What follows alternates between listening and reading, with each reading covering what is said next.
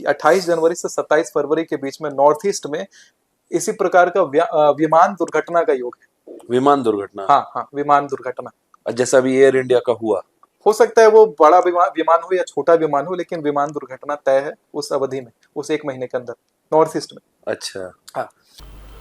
28 जानेवारी 2026 रोजी सकाळी 8:30 ते 9च्या सुमारात राज्याचे उपमुख्यमंत्री अजितदादा पवार यांचा विमान अपघात झाला आणि या विमान अपघातामध्ये अजित पवार यांचा दुर्दैवी मृत्यू झाला।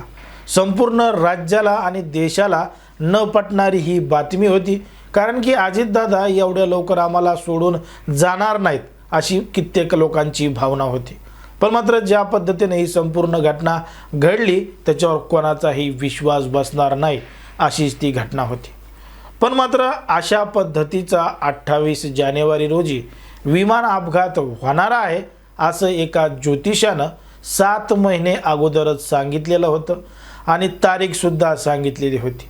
मग अगदी त्याच तारखेला कशा पद्धतीनं विमानाचा अपघात झाला आणि त्यामध्ये अजित पवारांचा मृत्यू झाला या संदर्भात एक व्हिडिओ सोशल मीडियावर मोठ्या प्रमाणात व्हायरल होतोय आणि असा दावा केला जातोय की 7 महिन्या अगोदर ज्योतिषानं सांगितलं होतं की विमान अपघात होणार आणि त्या विमान अपघातामध्ये अशा पद्धतीनं मृत्यूसुद्धा होणार।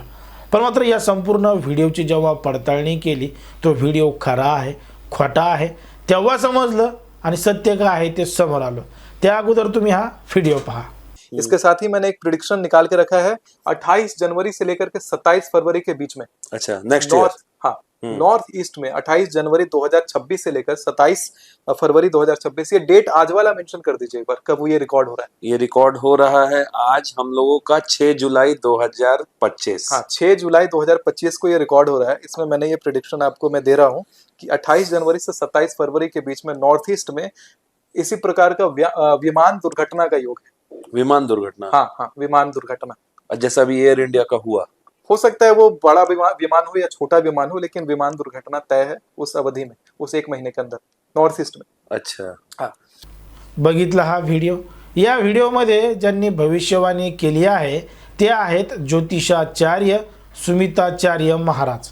यांनी एका यूट्यूब चॅनलला बोलताना अशा पद्धतीनं सांगितलं आहे की 28 जानेवारी ते फेब्रुवारी दरम्यान एक विमान अपघात होणार आहे।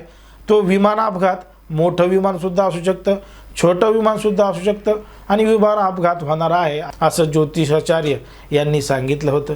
आणि अगदी त्याच पद्धतीनं महाराष्ट्रामध्ये 28 जानेवारी रोजी अजित पवार यांच्या विमानाचा अपघात झाला आणि त्या ज्योतिषाचार्याला कसं समजलं हे अगोदरच त्यांना माहीत होतं। त्यांनी अशा पद्धतीची भविष्यवाणी कसं काय केली असे प्रश्न सोशल मीडियावर मोठ्या प्रमाणात विचारले जाऊ लागले आणि हा व्हिडिओ बघता बघता सोशल मीडियावर मोठ्या प्रमाणात व्हायरल सुद्धा झाला। आता त्या व्हिडिओमध्ये सांगितल्याप्रमाणे तो जो व्हिडिओ आहे तो व्हिडिओ 6 जुलै 2025चा आहे। 6 जुलै 2025 रोजी रेकॉर्ड करून 22 जुलै 2025 रोजी त्यांच्या यूट्यूब चॅनलला अपलोड केला आहे। बरोबर 7 महिन्या अगोदर त्यांनी अशा पद्धतीची भविष्यवाणी केलेली आहे। हे तेवढंच खरं आहे। त्यांनी सांगितलेली वेळ सांगितलेली तारीख सुद्धा खरी आहे आणि झालेला विमान अपघात सुद्धा खरा आहे।